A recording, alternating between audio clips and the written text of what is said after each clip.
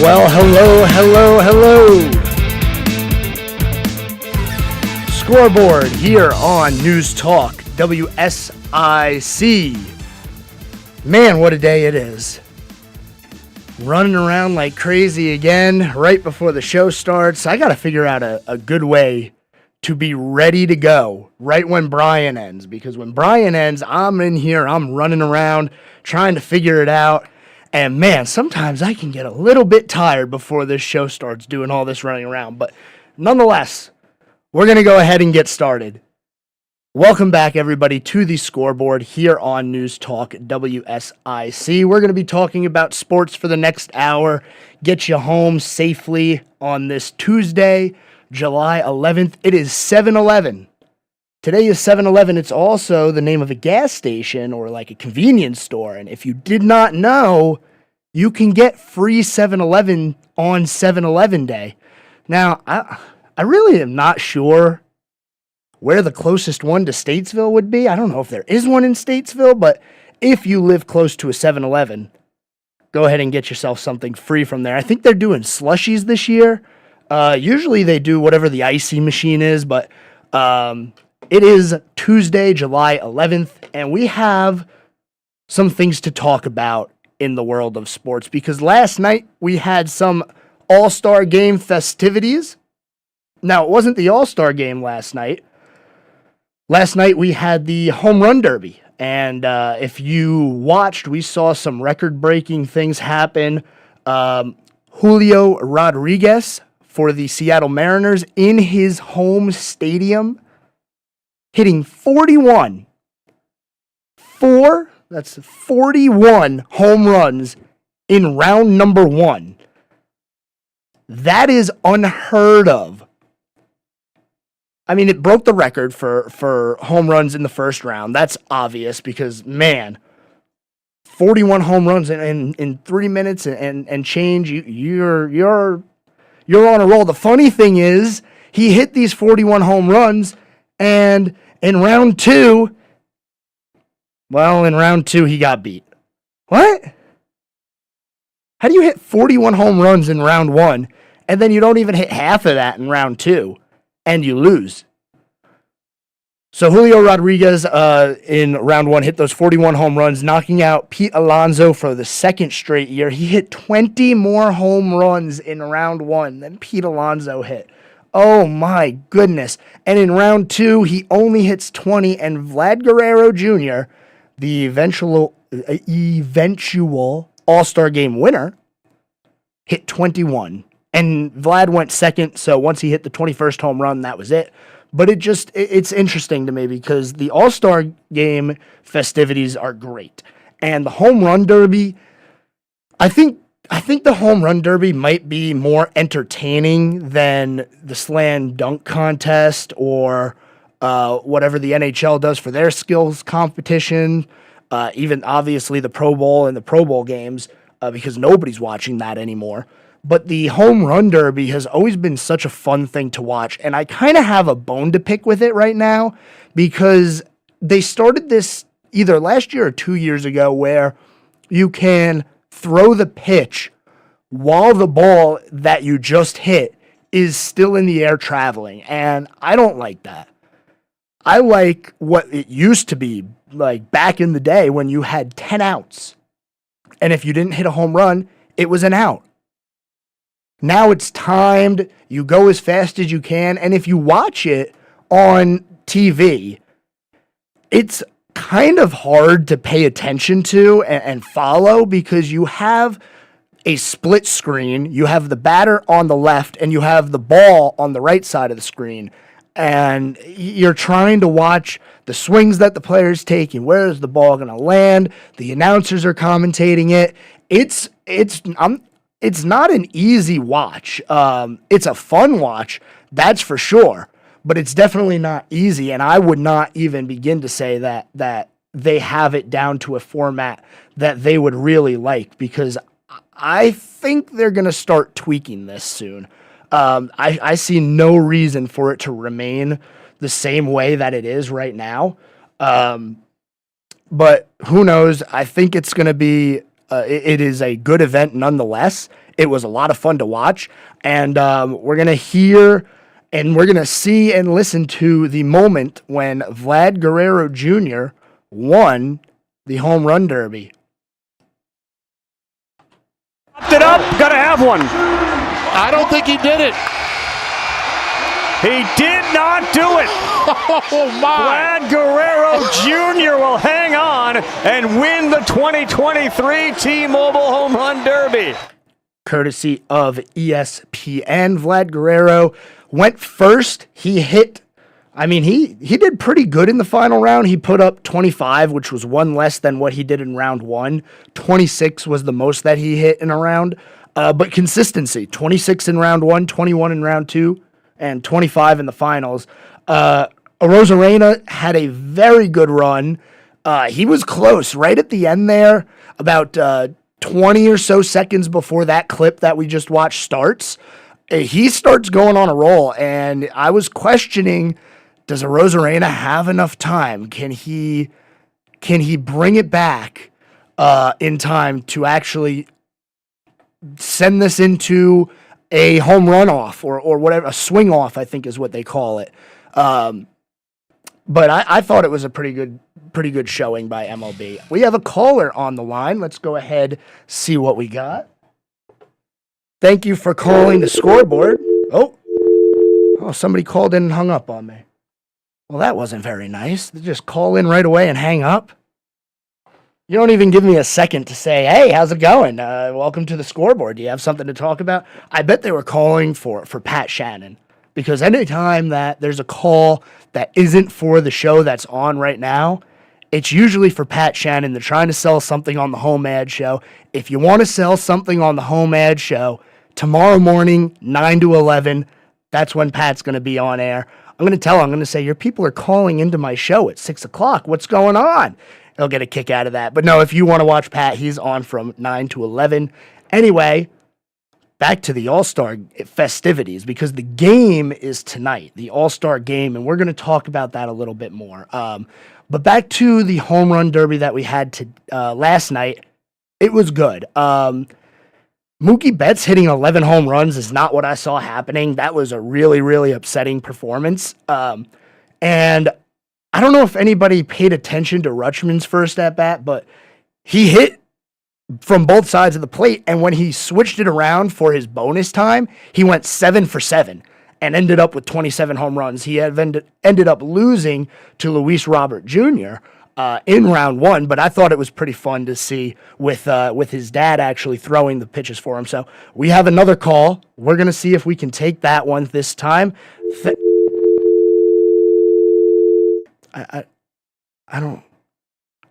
I'm getting pranked.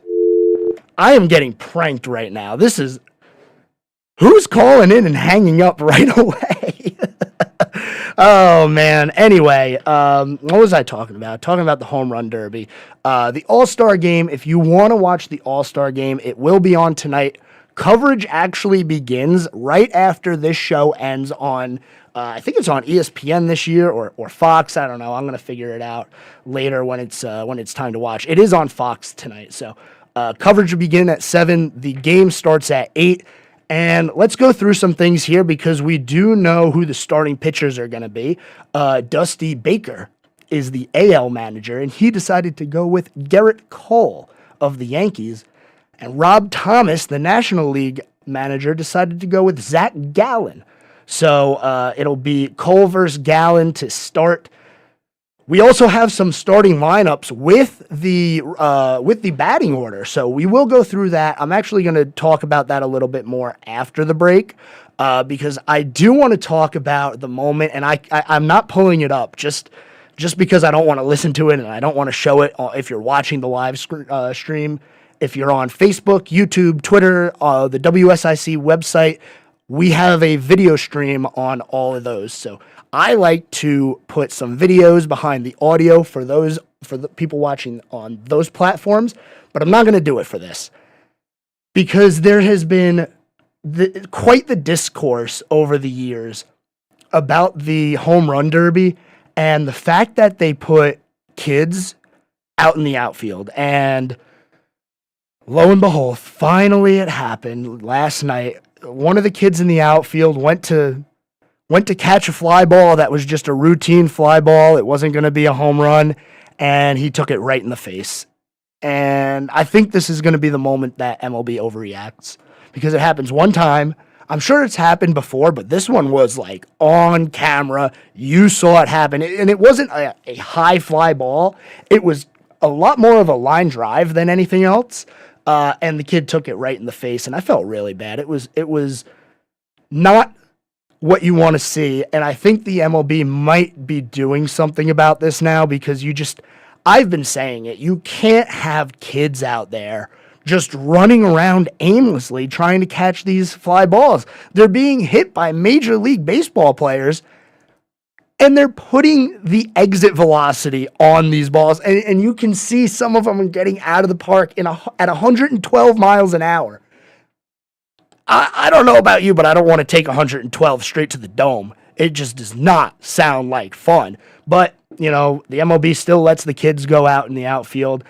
Is there a better way to do this? Do you give them all helmets? I mean, if you don't have the kids out in the outfield, who's going to be getting the balls that aren't home runs? Are you just going to put players out there? But that's not as fun. I think there needs to be a better way to figure this out because it's a great event, but some of the things need to be tweaked. We already talked about 2 things that need to be tweaked for next year. We can't have a pitch being thrown and a batter swinging while the other ball that they just hit still hasn't landed. And we got to figure out a way to keep the people in the outfield safer because that was a line drive right to the face. And I mean, the kid tried. He tried, but it just wasn't working. News Talk WSIC, this is the Scoreboard. I'm your host, Joe Berg. If you would like to be a part of the show, don't prank me. 704-873-1400. We'll take a quick break, and when we come back, we're going to talk a little bit about the MLB All-Star Game. So stay tuned, and we'll see you right after this.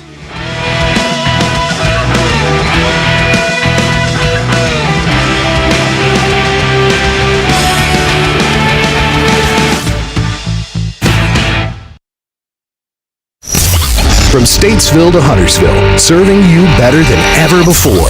We're keeping you connected. WSIC News Talk Now. Here is your WSIC community calendar. Christmas in July is coming to downtown Mooresville. The Mooresville Downtown Commission is hosting their annual July Sales and Sip and Shop event in downtown Mooresville on July 21st. For more info, visit downtownmooresville.com. Want to meet the Iredell County Animal Service crew? Iredell County Public Library's Harmony location is hosting an Iredell County Animal Service visit July 14th from 4 to 5 in the evening.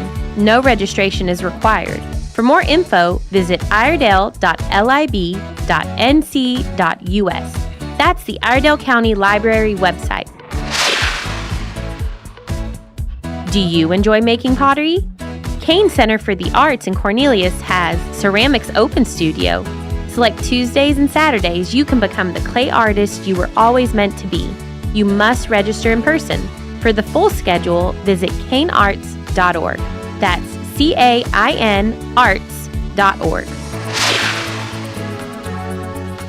The Wild Goose Festival is coming to the Van Hoy Campground in Union Grove July 13th through the 16th.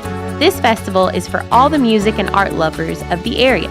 For more info, including the full lineup, visit wildgoosefestival.org. Love beach music? The Catalinas are playing in Huntersville on Thursday as part of Huntersville's La La Cabusa series. Bring your own chair or blanket for seating. There will be a food truck and beverage vendors on site. Thursday from 6 to 9 p.m. at Veterans Park in Huntersville, the Catalinas. Have an event you would like to tell people about? Yard sales, estate sales, and everything in between? Visit WSICnews.com and click on events to submit your event today.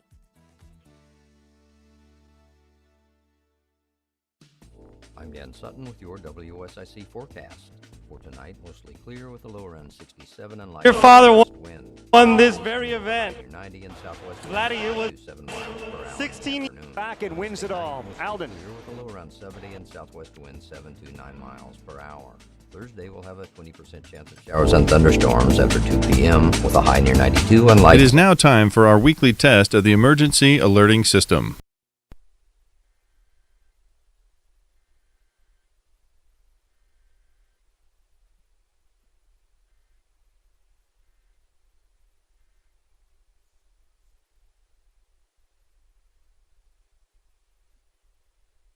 This concludes our weekly test of the emergency alert system.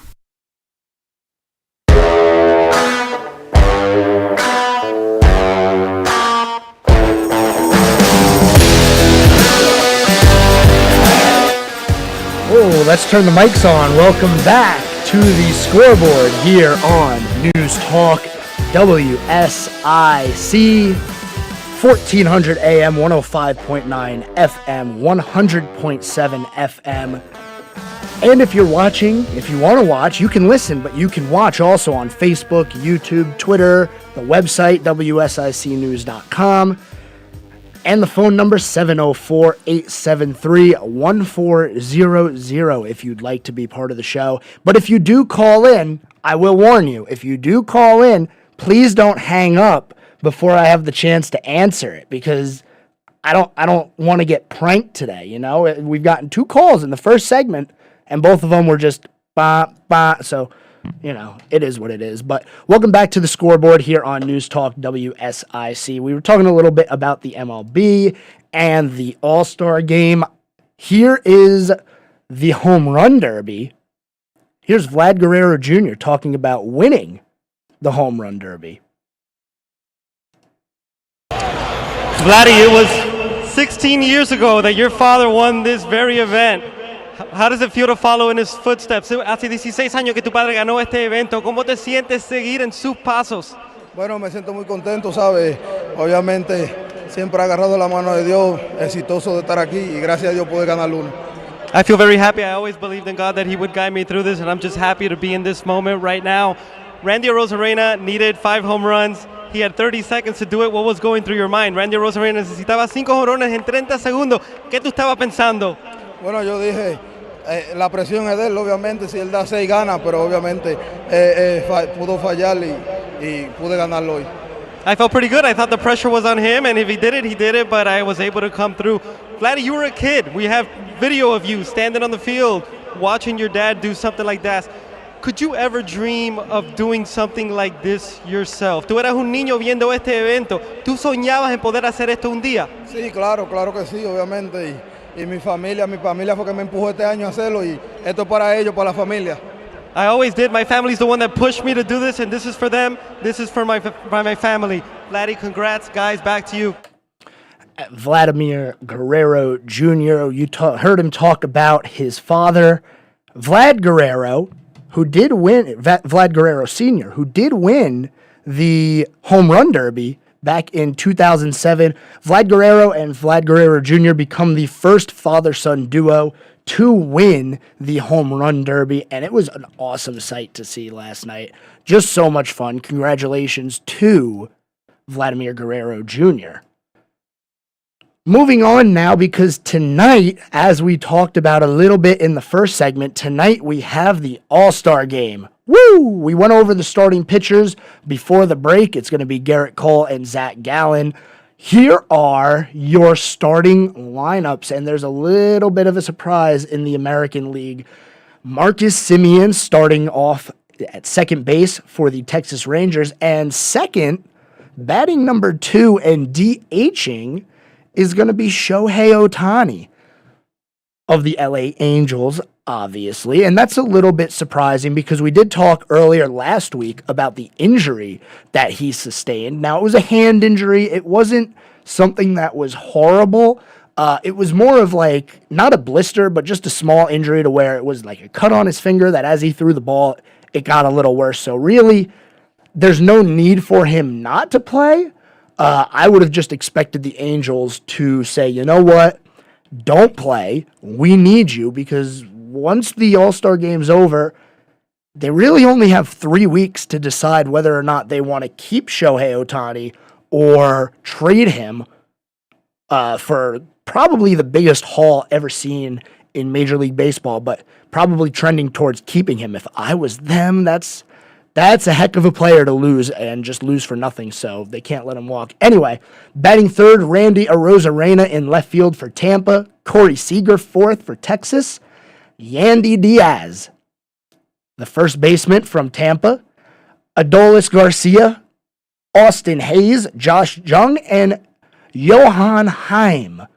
That is your American League starting lineup, and as we talked about last week, there are 5 players from the Texas Rangers that are starting the All-Star game. First time since the 60s that 5 players from one team will be all starting in the All-Star game. Now let's go over to the National League.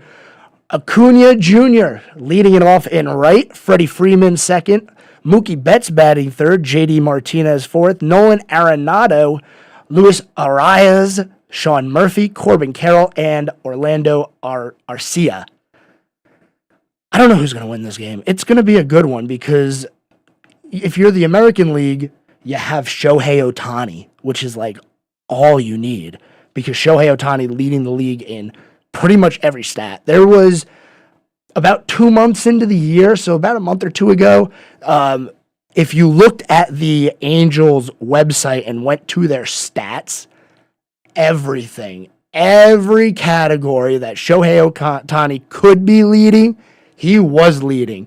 Batting average, home runs, hits, win-loss record, ERA, slugging percent, you name it. Shohei Ohtani was doing it for the Angels. But All-Star game later tonight. Like I said, coverage begins at 7. The game starts at 8 from Seattle. And it's going to be a good one. As always, I don't think we're going to see Shohei Ohtani on the mound. Like I said, the hand injury is just something that I don't expect them to really mess with. But it would be nice because if you think back to before the season when we had the World Baseball Classic, Shohei Ohtani actually came in to close that game against his teammate Mike Trout, who Mike Trout, as we know, currently injured, might be out for an extended amount of time.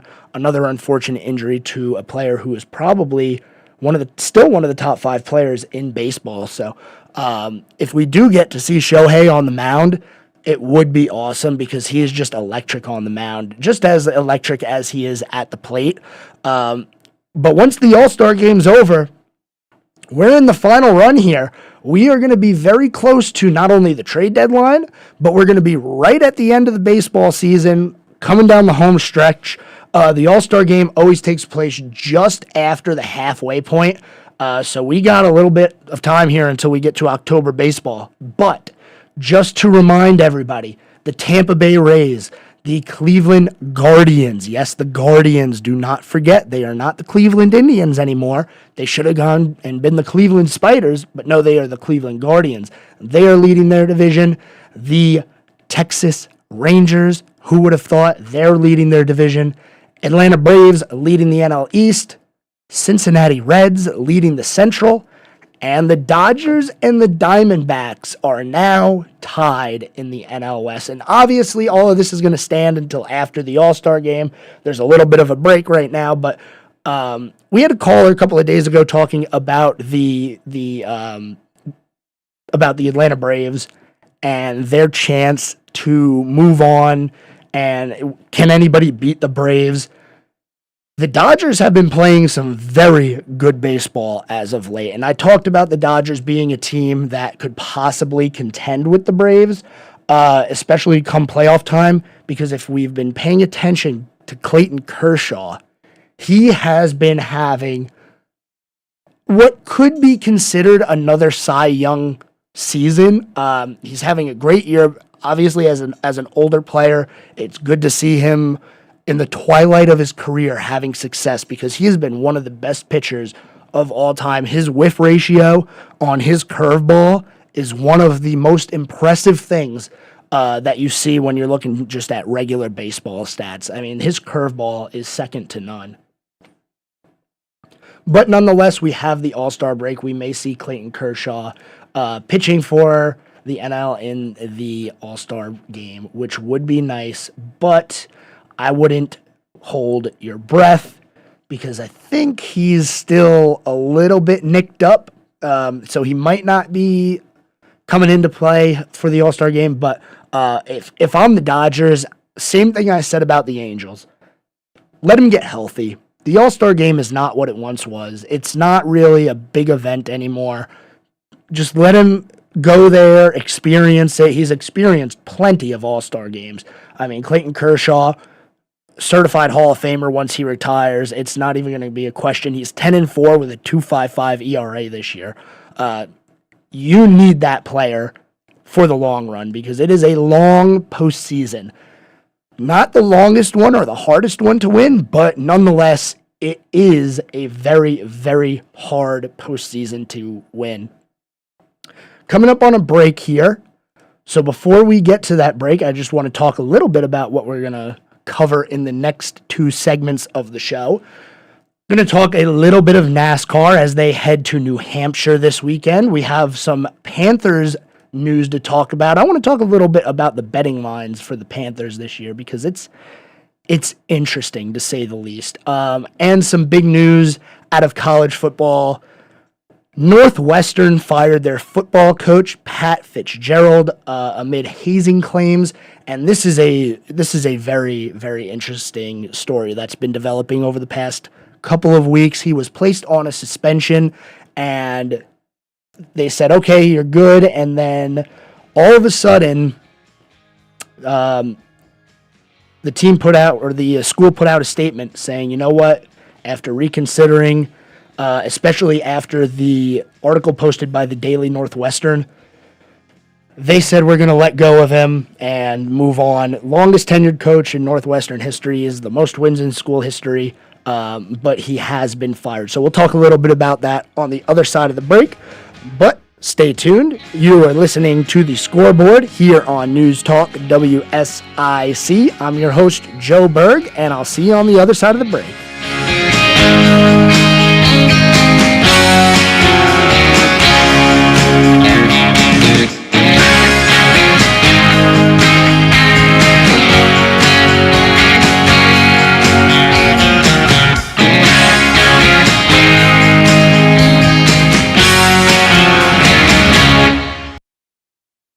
Local and North Carolina news now on the new 105.9 100.7 WSIC. News Talk Now.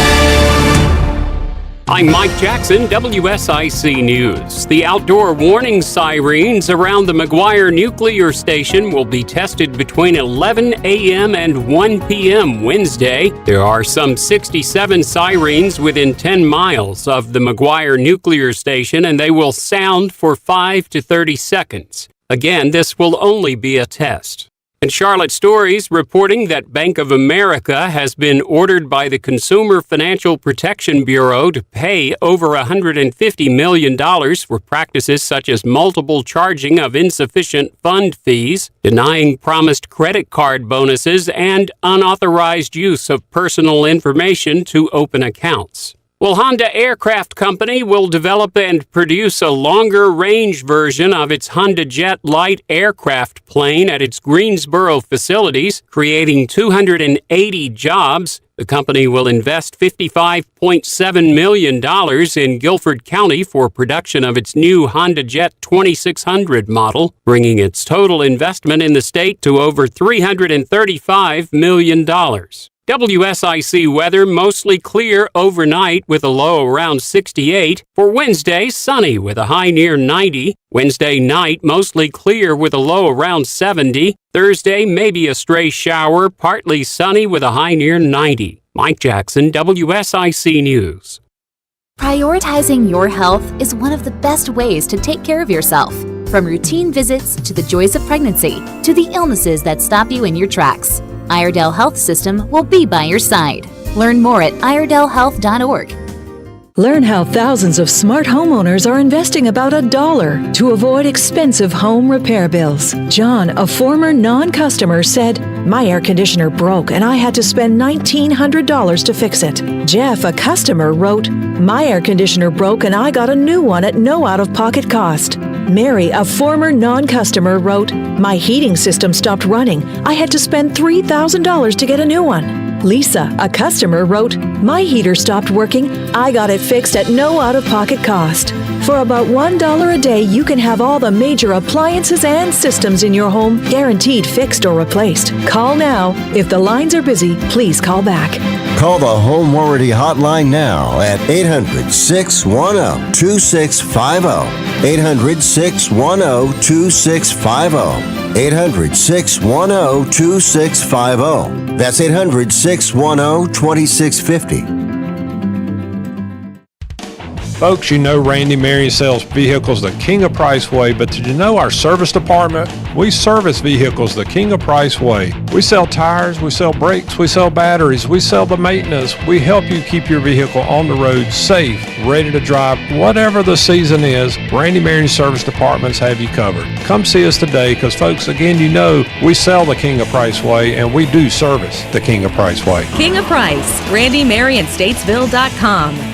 Do you own a small business and want to know the value of your business? You need the real deal for small business. Joe at jvagnone.com. That's Joe at jvagnone.com. It's time for you to know the value of your business.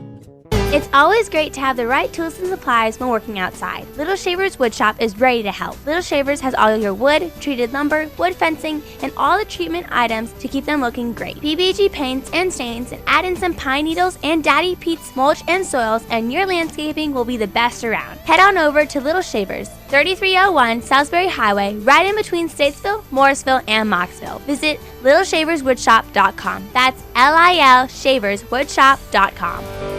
How far will the left go to win 2024? Will they send out more stimulus checks or give away trillions more to left-wing groups? The simple truth is they don't care if your retirement is eroded down to a fraction of its value. They just want to win. Hi, Stephen K. Bannon. I want to encourage you to diversify your 401k or IRA out of paper assets and into a physical gold IRA. And the only company I recommend for gold IRAs is conservative-owned Birch Gold Group. To learn more, text the word HEDGE to 989898 to get their free info kit on gold IRAs.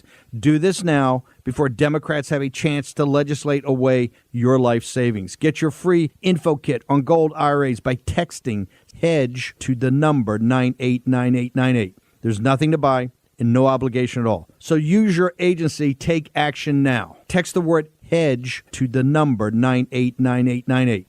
Paid for by Birch Gold Group. Good morning. Enjoy that morning coffee with Justin Kazepis. Hope, how we doing this morning? You know, it was a little rough period there, but I'm getting my happiness back, and you're absolutely helping. It's Good Morning LKN, weekdays 7 to 9 a.m. on WSIC. News Talk WSIC, Statesville, Lake Norman's most trusted news source.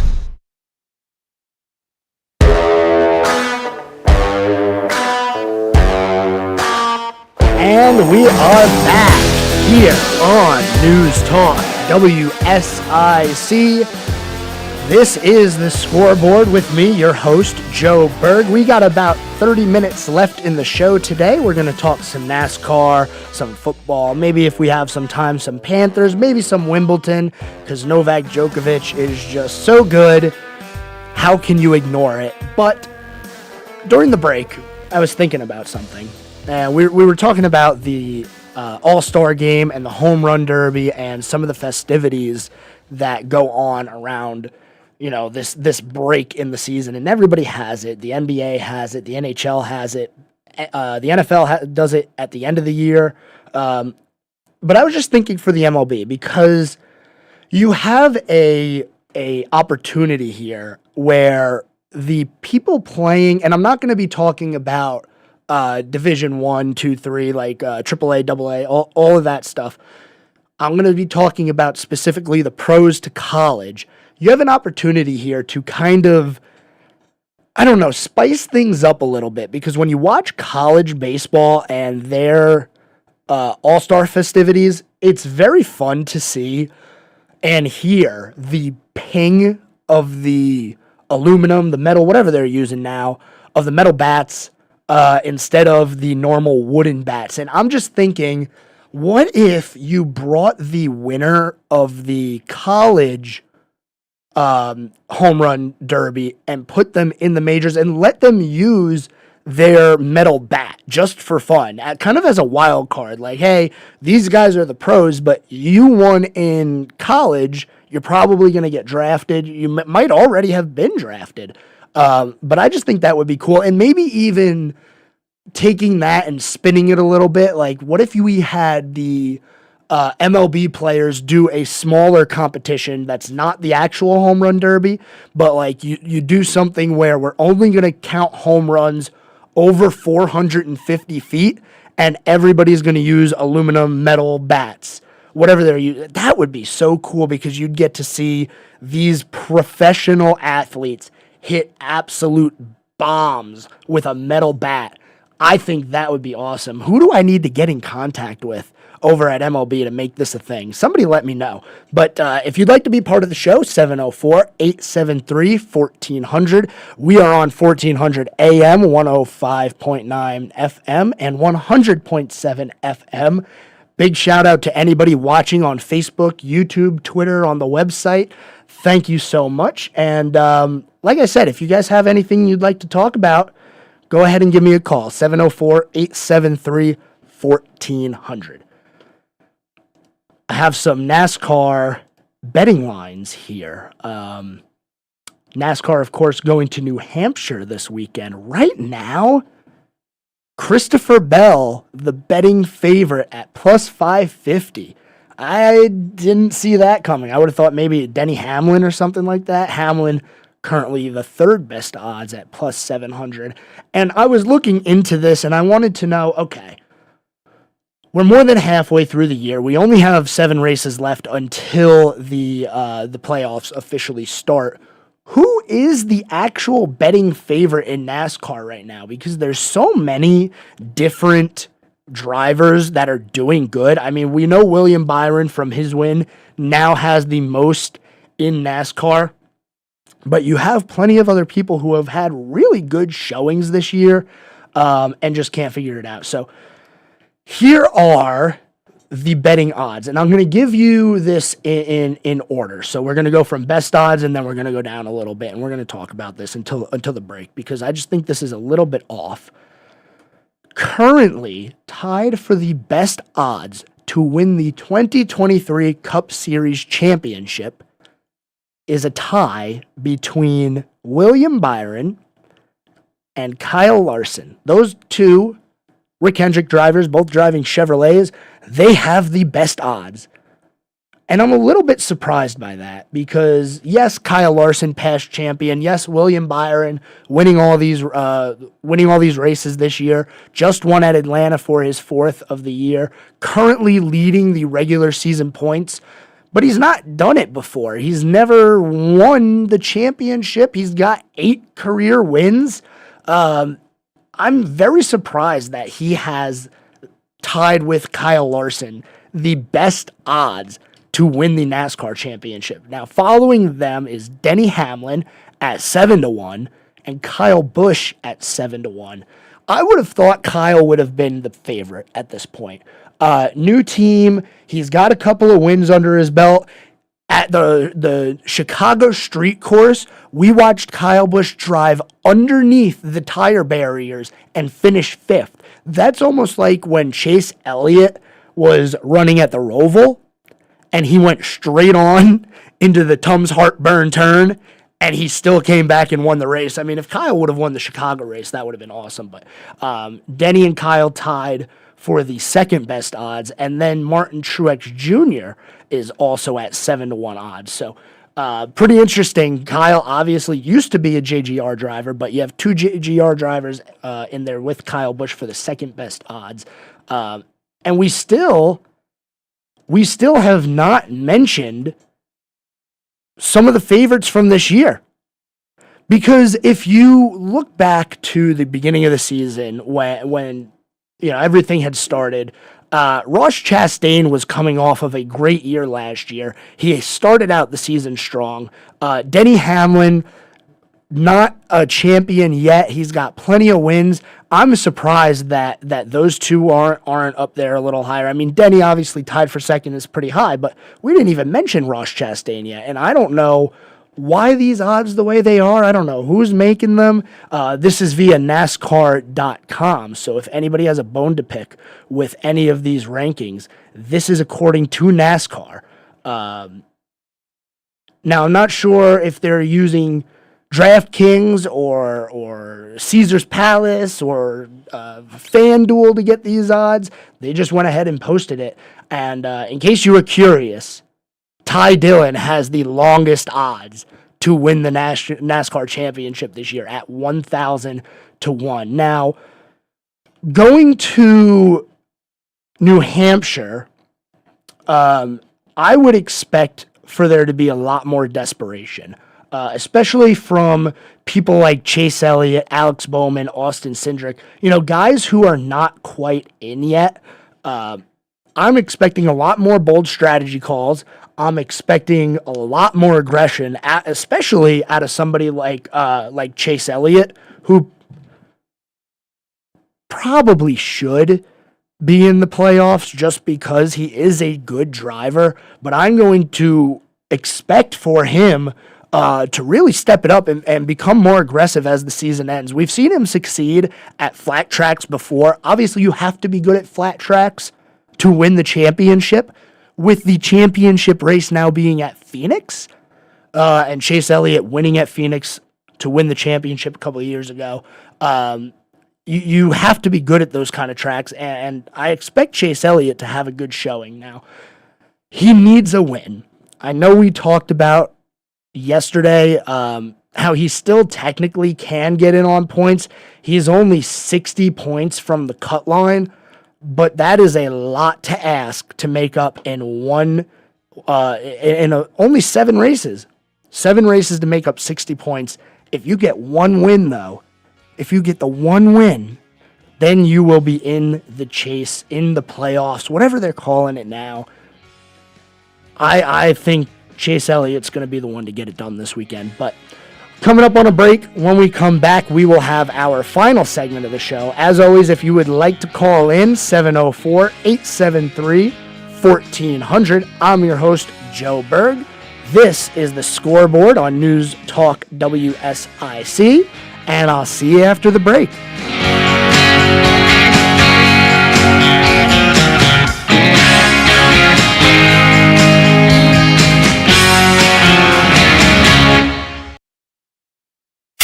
Stay up to date with the latest in your community, state, and nation.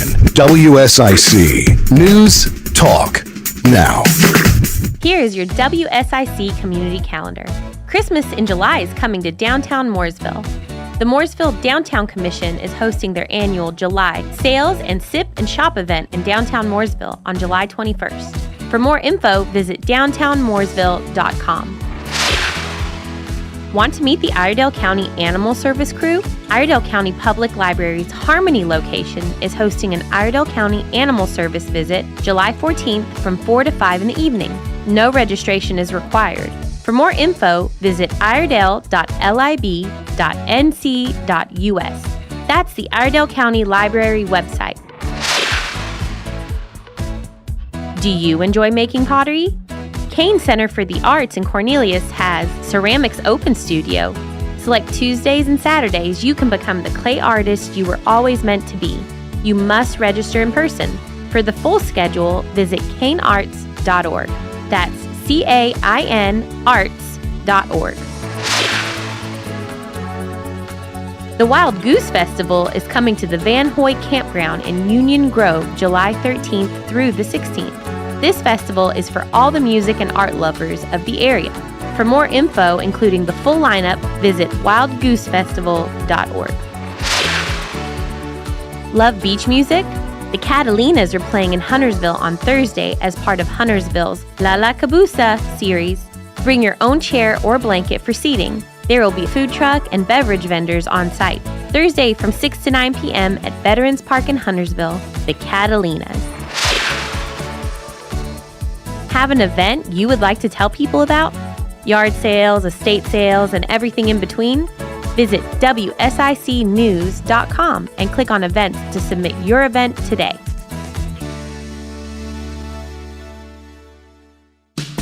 I'm Dan Sutton with your WSIC forecast. For tonight, mostly clear with a lower end 67 and light southwest wind. Wednesday, sunny with a high near 90 and southwest winds 5 to 7 miles per hour in the afternoon. Wednesday night, mostly clear with a lower end 70 and southwest winds 7 to 9 miles per hour. Thursday, we'll have a 20% chance of showers and thunderstorms after 2 p.m. with a high near 92 and light. This is North Carolina Senator Vicki Sawyer. Join me on Fridays at 11 a.m. for our show, We're Just Saying. We'll discuss state and local politics, and as always, take your calls here on News Talk WSIC. Join me, Darren Streblow, for the Darren Streblow Comedy Show, Sundays at 6 p.m.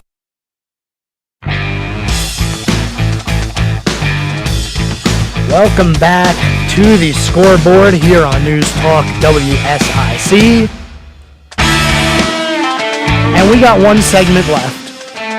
I know, it went by so fast today. But we'll be here every day, as I always say, from 6 to 7, making sure anybody who's still out there trying to get home does make it home safely. It's a beautiful day out, and it's really nice after the terrible weather that we've had the last couple of days. It was all rainy and nasty, and it just wasn't nice last week, but we have some beautiful weather out there today. Hopefully everybody is enjoying it, and I mean, it's the middle of July. We're in summer. We're in the dog days of summer, so get out there, enjoy that warm weather. I know it's going to be up in the 90s here in the next couple of days, so I'm not a fan of hot weather, but it's coming whether you like it or not, so hopefully everybody around is having a good time. We were just done talking about some NASCAR stuff, going over some of the odds for not only the championship, but for who's going to win at New Hampshire. Christopher Bell with the best odds at plus 550. And we have a call. Now, I know. We messed this up twice already. Please don't leave yet. I'm going to take your call. Are we ready? Okay. Thank you for calling in to the Scoreboard. What's your name? What do you got for us today?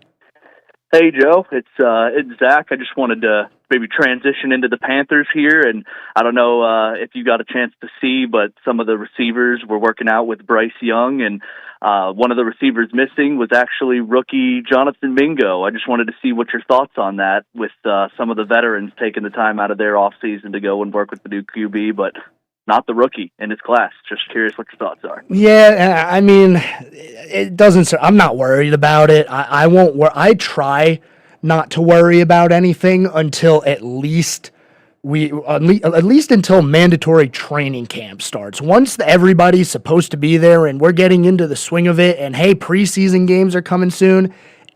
I don't really look into a workout where the veterans are trying to get with the quarterback and get their chemistry right. It would be nice for the younger guys to be there, but it's July. I'm not too worried about it right now. Why? Is there something that I should be worried about? No, I guess I saw that he was just working with another group of players, so it just kind of confused me, I guess, as to why, rookie in the class, why isn't he there when some of the other guys are? I tend to agree with you. Before the season starts, it doesn't really matter, training camp and all that, but man, you'd really like to have your number one rookie rideout coming to hang out with your number one quarterback, I think. No, I definitely agree with that, and there's really no reason not to, I guess, but there's no reason to.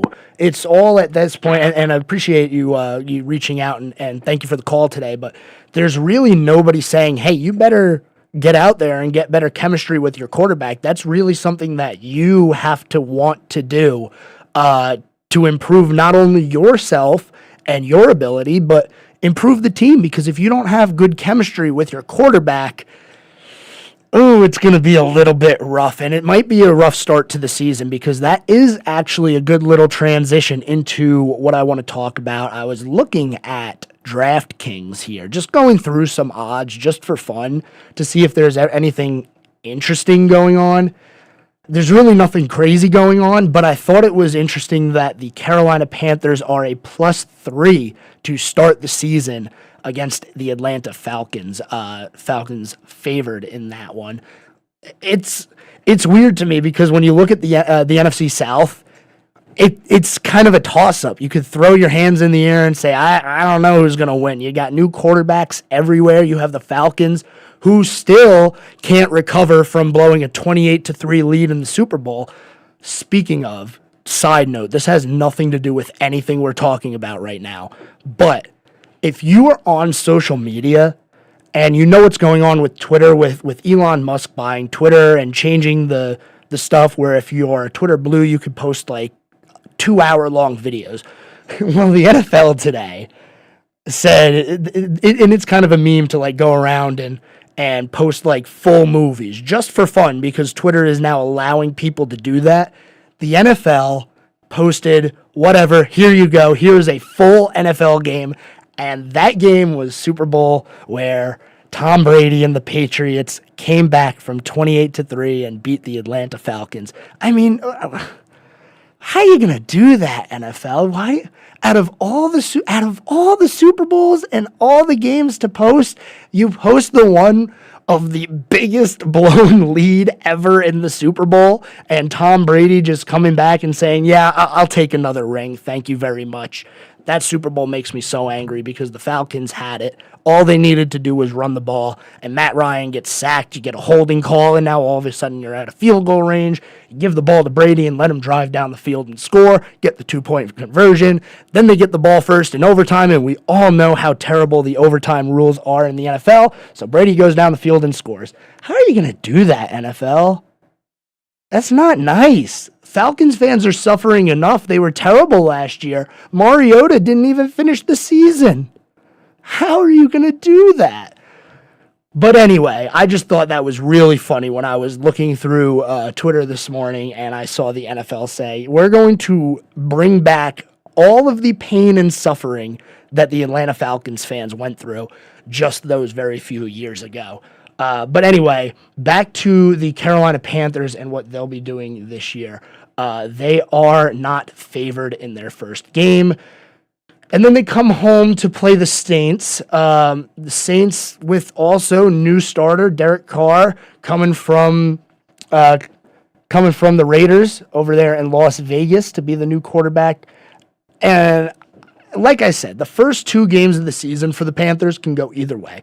Because it's against the NFC South, they have a really good chance to start the year 2-0. They also have a really good chance to start the year 0-2, don't get me wrong. But I'm trying to think positively here. And if somebody like Bryce Young can get off on the right foot and win not only your first game, but maybe win the second game too, it just gives you that confidence and it gives you a lot more than going into your week 3 game against Seattle, where we know the Seattle Seahawks are a good team. They have Geno Smith as their quarterback. Nobody thought he would be the guy, but he is that guy. So if you're the Panthers, it'd be really nice to start the year off 2-0. And like we were just talking about on that phone call that Zach had, we need the chemistry to be there on the team, not only from the quarterback to the receivers, but everybody needs to be putting in work. And like I said, I'm not concerned. I try not to be concerned when we're talking about optional stuff like mini camp and stuff like that. But once we get to mandatory camp, mandatory training camp, if you are not showing up, that's a problem. And let's use what went on a couple of weeks ago as an example with the Buffalo Bills and Stephon Diggs. Stephon Diggs does not show up to the first day of mini camp, and everybody blows it out of proportion. Oh my goodness, Stephon Diggs isn't here. The head coach saying he's very, very concerned. I'm extremely concerned that Stephon isn't here. Where is that now? Nobody's talking about that now because he's back and it wasn't a big deal. It's the preseason to the preseason. You don't have to be there right now. Now, if you're a rookie, you might want to be there. You might want to get that chemistry going with your coaches, with your quarterback, with your offensive line. You want to know what their tendencies are. But it's still mandatory or an optional mini camp.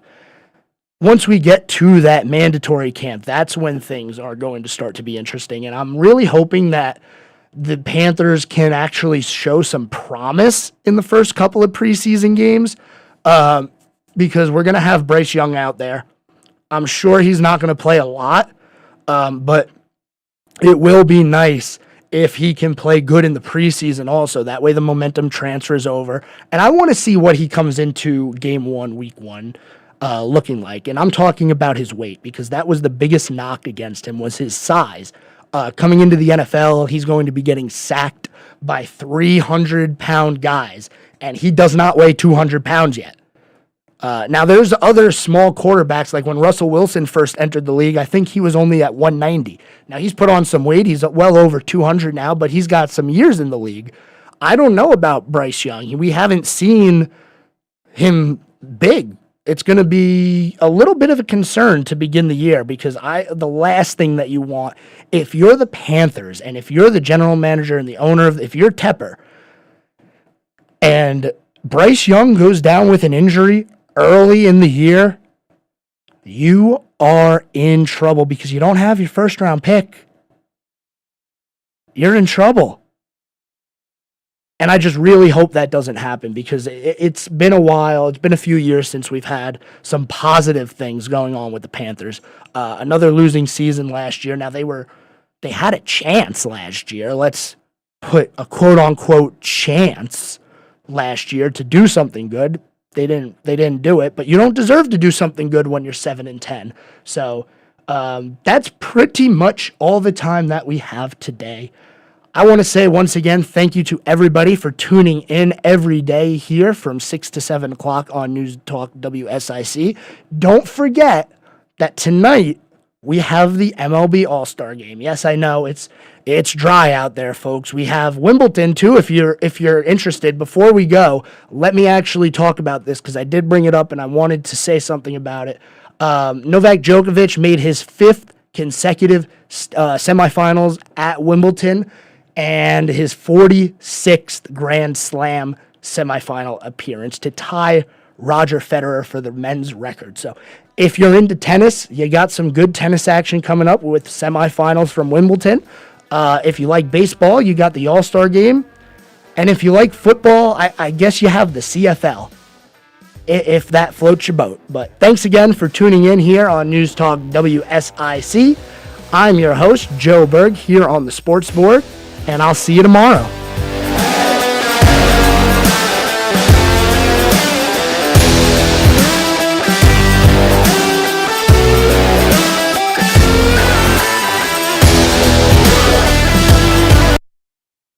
The new